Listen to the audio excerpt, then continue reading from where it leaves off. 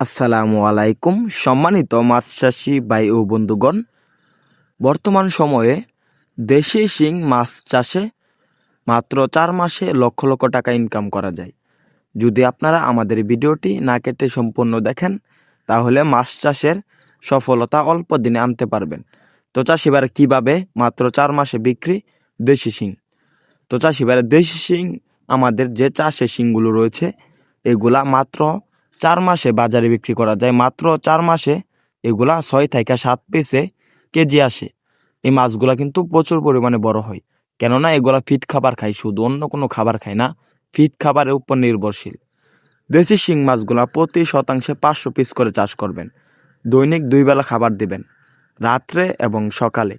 তো চাষিভাইরা ভোর সকালে এবং রাত্রে খাবার দিবেন, তাহলেই দেখা যাচ্ছে দেশি শিং মাছগুলা নিয়মিত খাবার খাবে এবং বড় হয়ে যাবে। তো চাষিভাইরা এই মাছগুলাকে শতাংশে চাষ করবেন 500 পিস, দৈনিক 2 বেলা ফিট খাবার দিবেন। তাছাড়াও দেখা যাচ্ছে এই মাছগুলো এককভাবে চাষ করবেন।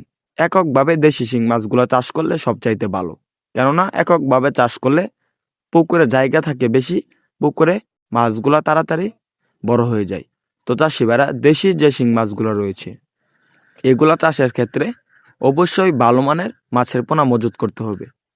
এক সাইজের ভালো মানের মাছের পোনা মজুত করবেন, কেননা আমাদের এখানে যে শিংগুলো রয়েছে এগুলা অরিজিনাল দেশি।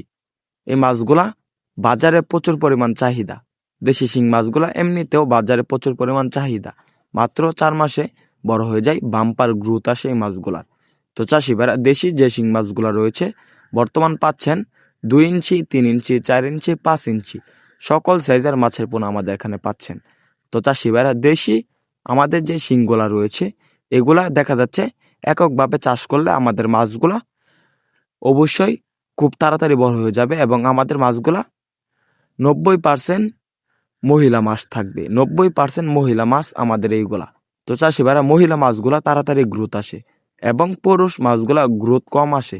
আমরা 90% মহিলা মাছগুলা বিক্রি করে থাকি। আমরা ফার্স্ট গ্রেডিংয়ের যে মাছগুলো রয়েছে এগুলা বিক্রি করে থাকি। ফার্স্ট গ্রেডিংয়ের মাছগুলা মহিলা হয়ে থাকে। তো চাষিভাইরা আমাদের এখান থেকে মাছের পোনা ক্রয় করুন। ভিডিওটি ভালো লাগলে চ্যানেলটি সাবস্ক্রাইব করুন। ধন্যবাদ।